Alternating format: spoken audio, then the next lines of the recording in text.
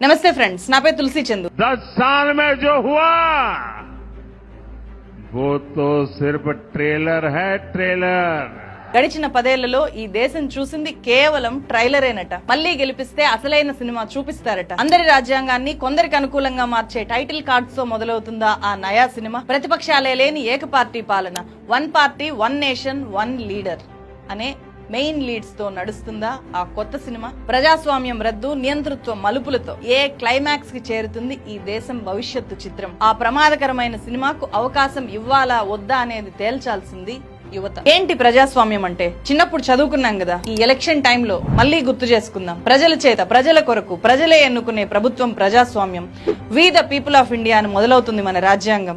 భారత ప్రజలమైన మేము భారతదేశాన్ని సర్వసత్తాక సామ్యవాద లౌకిక ప్రజాస్వామ్య గణతంత్ర రాజ్యంగా నిర్మించుకోవడానికి పౌరులందరికీ సాంఘిక, ఆర్థిక, రాజకీయ అంశాల్లో న్యాయం,